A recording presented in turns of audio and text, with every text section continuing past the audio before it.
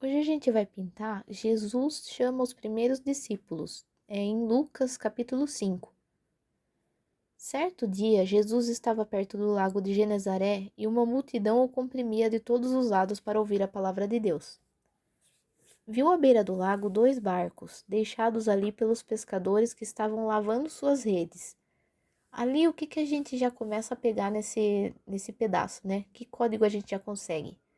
Jesus viu eles lavando as redes. O que queria dizer lavar as redes? Ou eles tinham terminado o trabalho, ou eles estavam desistindo.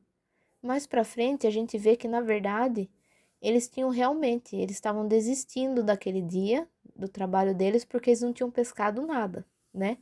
Então Jesus estava vendo essa desistência ali. E ele entrou num dos barcos, o que pertencia a Simão, que é Pedro, né?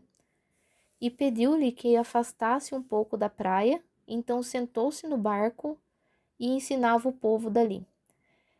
Ali se a gente não lê o contexto de um capítulo antes, a gente acha que Jesus ele chegou, foi entrando no barco de Simão, sentando lá, mas na verdade ele já tinha ido na casa de Simão e já tinha curado a sogra dele. E tinha ido junto com André, que é o irmão de Simão, né? E João e Tiago também tinham ido na casa de Simão. E lá também ele atendeu muita gente que acabou ficando sabendo que ele estava lá na casa, né? E levou muita gente doente e tudo. Então ele já tinha visto muita coisa que Jesus andava fazendo, muitos milagres, né? Ele já tinha presenciado. Então ali, como se fosse assim, Jesus já tinha um certo acesso a ele ali, né? Ele entrou no barco, né? Então a gente continua lendo assim. Tendo acabado de falar, disse a Simão: Vá para onde as águas são mais fundas. E falou a todos: lancem as redes para a pesca. Ele deu uma ordem, né? Uma direção. E Simão respondeu: Mestre, esforçamo-nos a noite inteira e não pegamos nada. Mas porque és tu quem está dizendo isso, eu vou lançar as redes. O que ele mostra aqui? É uma obediência, né? Jesus ele deu uma direção, falou o que é para ele fazer, claramente, e ele falou: "Eu já tentei, né? Mas não pesquei nada, mas como é o Senhor que está falando, então ele quer dizer assim, já que a palavra é do Senhor, eu vou tentar de novo, né? Foi isso que ele quis dizer. E quando o fizeram, pegaram tal quantidade de peixes que as redes começaram a rasgar-se. No caso, assim, eles não tinham tido resultado nenhum enquanto eles estavam sozinhos. E com aquela palavra de Jesus, eles pegaram uma quantidade enorme de peixe. Tipo, assim que Jesus falou, né? Então eles fizeram sinais a seus companheiros no outro lado, no outro barco, para que viessem ajudá-los. E eles vieram e encheram ambos os barcos ao ponto de começar a afundar. Os, além de Simão, né, conseguir essa bênção, as pessoas que estavam ali com ele, né, conseguiram usufruir dessa bênção também. Então, tipo, a bênção não foi nem só para ele, foi para ele e para mais gente que estava perto, né? Quando Simão Pedro viu isso, prostrou-se aos pés de Jesus e disse: Afasta-te de mim, Senhor, porque eu sou um pecador. Quando ele percebe que se trata de algo sobrenatural e que Jesus não é uma pessoa comum, né? Que ele já devia ter tido uma ideia quando curou a sogra dele, lógico. Mas aqui ele vivencia algo para ele. Então ele percebe aquilo e ele se arrepende dos pecados dele nessa hora. Aí continua assim, ó: Pois ele e todos os seus companheiros estavam perplexos com a pesca que haviam feito. Eles entenderam que aquilo não tinha nada de natural. Foi algo extremamente fora do comum, né? O que tinha acontecido. Como também Tiago e João, os filhos de Zebedeu, sócios de Simão. Jesus disse a Simão: não tenha medo, de agora em diante você será pescador de homens. E eles então arrastaram seus barcos para a praia, deixaram tudo e o seguiram. Aqui o que a gente também entende? Que além de Pedro, né, deles terem ficado perplexos ali com esse resultado sobrenatural, Jesus chama também os dois sócios, que são Tiago e João, os filhos de Zebedeu, para seguir eles. E Jesus acaba dando uma outra instrução. Não tenha medo, de agora em diante você será pescador de homens. Ele fala isso para Simão. O que a gente entende também dessa parte? Que a linguagem de Simão, assim que Jesus quis dizer isso, não era uma linguagem literal, ele não ia pescar homens, mas assim, era uma linguagem que Simão entendia. É uma analogia que ele entendeu com certeza na hora. Que o caminho que ele seguia de pescador sem Jesus estava sendo um fracasso, né? Se a gente vê quando Jesus chega e dá uma palavra para ele, essa palavra muda tudo na mesma hora.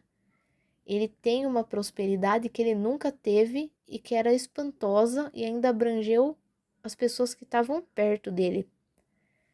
Daí, quando ele se arrepende, ó, ainda tem o arrependimento depois disso. Jesus não vê ele como um homem pecador. Ele acaba vendo a parte de Simão que obedeceu ele, obedeceu, se arrependeu e estava ali disposto a fazer a direção que ele dava. Então, por isso, Jesus dá uma outra direção. Ele acabou mudando a direção de Pedro, né? Ele não ia ser mais aquele pescador, né? Ele ia, a partir dali, começar a trazer pessoas para para aprenderem com Jesus, né? Era essa a nova tarefa dele. Então, o que a gente dá para aplicar na nossa vida? Por exemplo, quando a gente tá, às vezes, tentando fazer uma coisa e não consegue, aquilo não vai, parece que não tem jeito, mas a gente tá tentando ali. Às vezes é uma habilidade que a gente tem, a gente sabe que tem, mas aquilo não vira, não consegue. Às vezes o que tá faltando para você é uma direção de Deus. Você orar mais para começar a ouvir essa direção. O que Deus está mandando você fazer? Será que realmente é aquilo? Às vezes, no caso de Pedro, até naquele momento era assim. Ele estava fazendo algo que era certo, mas faltava a presença de Jesus ali para ele ter sucesso naquilo. E até nesse momento era um sucesso material mesmo, né? Que faltava uma direção, uma palavra de Deus liberando aquele caminho para ele. Mas isso também Jesus pode fazer. Às vezes ele vai te dar uma direção que é continuar no caminho que você já está, mas agora com uma palavra dele que faz tudo andar muito mais rápido. Pode ver, ele passou a noite inteira pescando, não fez nada, não pegou nada. Em uma palavra, ele pegou tudo que ele nunca tinha visto, aquela quantidade na vida. Então, uma palavra pode adiantar demais assim o seu caminho. E também tem a possibilidade daquele caminho não ser mais para você. Às vezes o que Jesus está tentando te falar é que uma palavra dele vai mudar o seu caminho, ir para outra direção. E ele vai dizer de uma maneira que você entenda, né? No caso aqui, eles deixam bem claro que eles deixaram tudo e o seguiram, porque foi a nova direção, não foi da cabeça deles. Jesus tinha acabado de falar que a partir daquele momento você será pescador de homens. Então essa é a nova direção que Jesus estava dando para ele, né? E isso também a gente tem que tomar cuidado para a gente não sair de uma direção só porque a gente sente que não quer mais aquela, sabe? Às vezes está faltando mais oração e perguntar para Deus: esse caminho ainda é o meu caminho? Ou eu devo mudar? Ou é aqui mesmo, às vezes, que o Senhor vai me prosperar? Às vezes é só algo que está te atrapalhando ali, querendo te tirar, às vezes, de uma direção de Deus, entendeu? Às vezes no lugar que você tá, ou às vezes indo para outro lugar. Espero que você tenha gostado da nossa pintura. Dessa vez eu gravei o áudio separado do vídeo, né, para ficar um pouco mais dinâmico a pintura.